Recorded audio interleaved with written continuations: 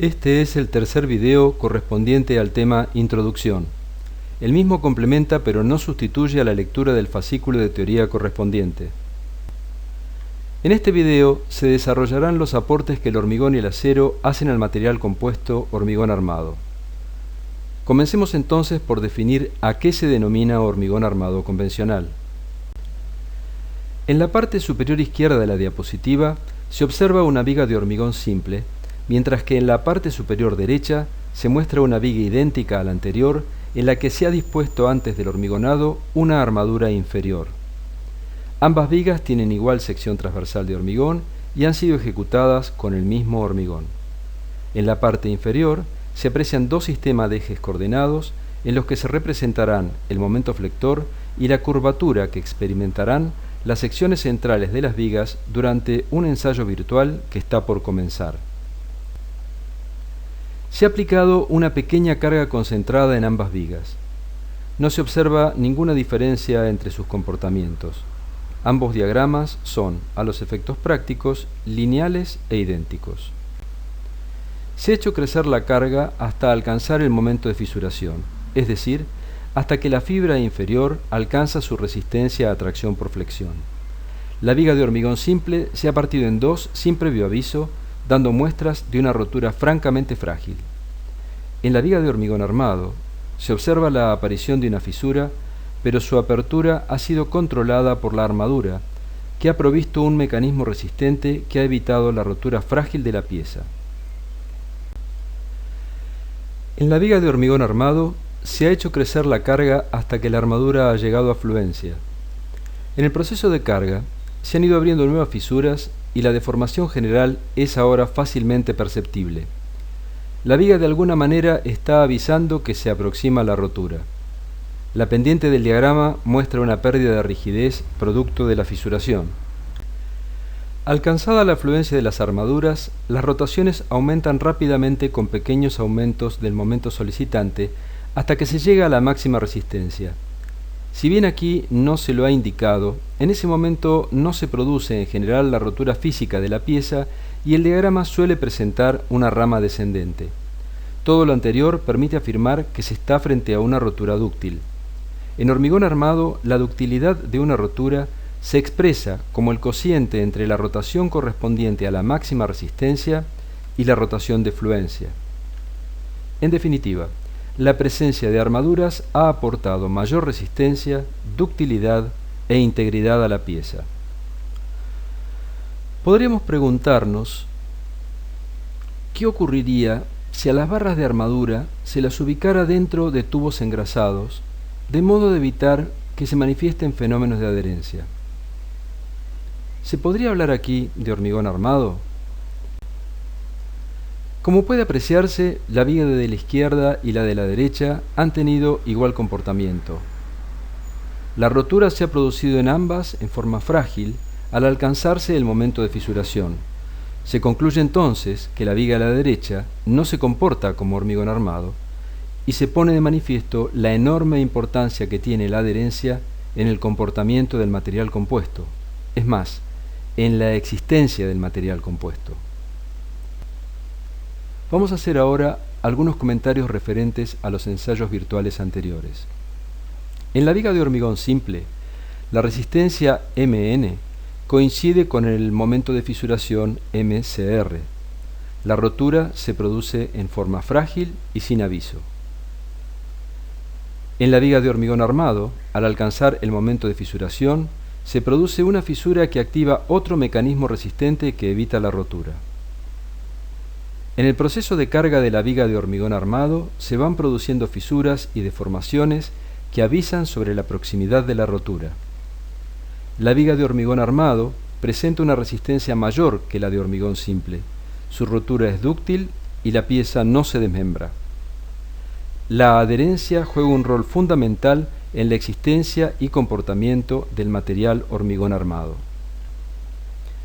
En esta diapositiva se muestra una obviedad. La ubicación de las armaduras no puede ser arbitraria. La armadura dibujada podría tener un área suficiente como para resistir la solicitación, pero solo si estuviera adecuadamente ubicada.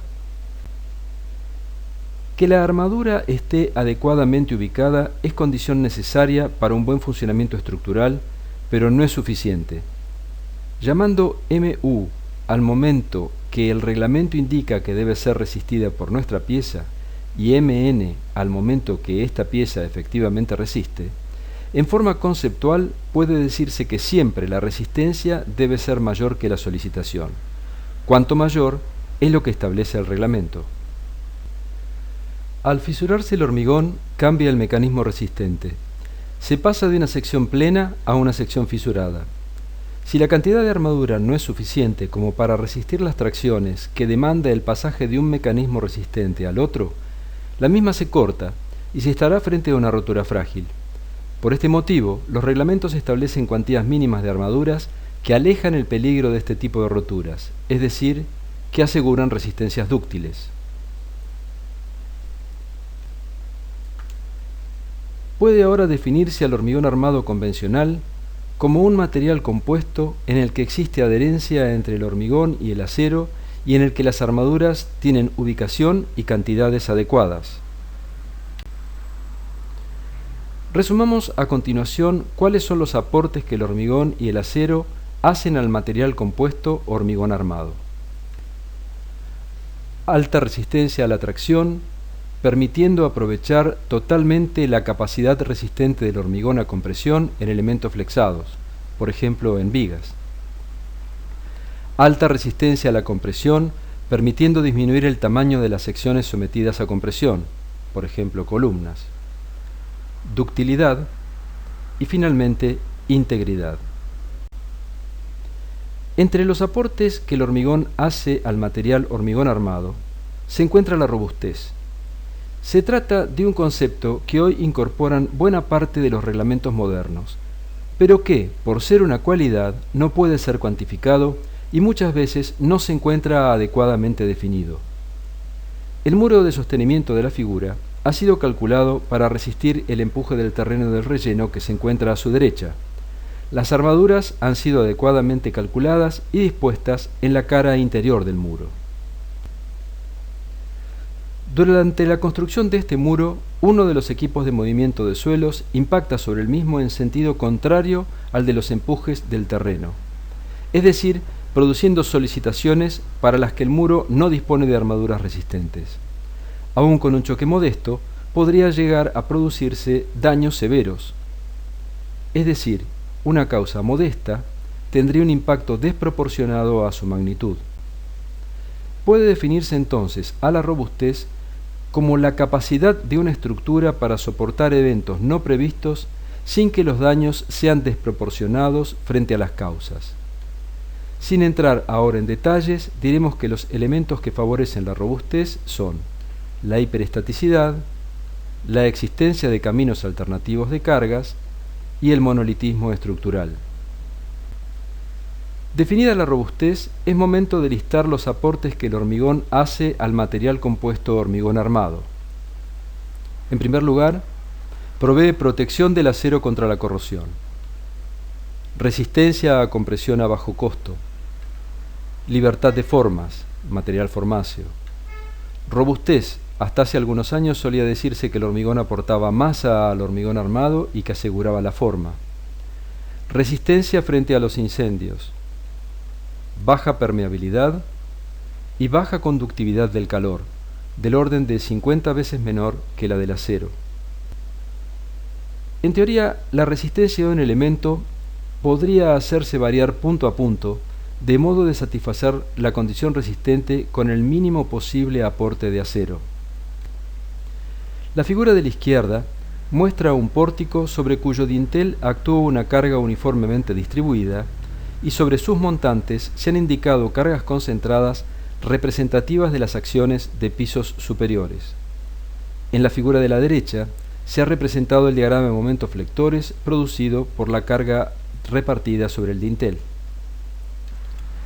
En esta diapositiva se muestran las armaduras efectivamente dispuestas en el dintel del pórtico de la diapositiva anterior. La armadura longitudinal inferior es la encargada de resistir los momentos flectores positivos. Se aprecia que parte de la armadura ha sido suspendida antes de llegar a los montantes, dado que los momentos flectores disminuyen al alejarse de la zona central y no es necesario mantener la armadura máxima de extremo a extremo del dintel. La armadura longitudinal superior es la encargada de resistir los momentos flectores negativos. Se aprecia que la misma se suspende a una cierta distancia de los montantes, dado que los momentos negativos disminuyen desde los extremos hacia la zona central. Para terminar de armar la jaula de armaduras longitudinales, es necesario disponer todavía de algunas armaduras que no cumplen en principio una función resistente. Finalmente, se han dispuesto estribos para resistir los esfuerzos de corte. Dado que estos esfuerzos son mayores en los extremos que en el centro, la distancia entre estribos no es constante a lo largo del dintel. Como puede apreciarse, las armaduras no son constantes a lo largo de todo el dintel, reflejando que existe una variación en las solicitaciones para las que han sido calculadas las armaduras. De cualquier forma, por una cuestión práctica, de ninguna manera se varían punto a punto para obtener la máxima economía en el consumo de armaduras, porque éste se vería más que contrarrestado por el mayor costo de la mano de obra. Existen además otras razones para no hacer una disposición tan estricta de armaduras. Se comentará sobre ellas a lo largo del curso. Las estructuras de acero también tienen recursos para variar su resistencia a lo largo del eje de una pieza, pero resultan más complejos de implementar que los cambios de armadura vistos en la diapositiva anterior. Como ya se ha comentado, los equipos de corte, doblado y soldadura manejados por control numérico han permitido la ejecución de estructuras metálicas de geometrías muy complejas. En el caso de la figura, podría decirse que la resistencia de la sección del mástil tiene una variación, digamos, punto a punto. Recapitulando, en elementos flexionados, el acero aporta resistencia a tracción, ductilidad, integridad y permite el desarrollo de mecanismos resistentes que llevan al aprovechamiento de la resistencia a compresión del hormigón. En elementos comprimidos, el acero aporta alta resistencia a compresión, permitiendo reducir las secciones de hormigón. El hormigón aporta resistencia a compresión a bajo costo, protección del acero contra la corrosión, libertad de formas, robustez, resistencia a los incendios, baja permeabilidad y baja conductividad del calor.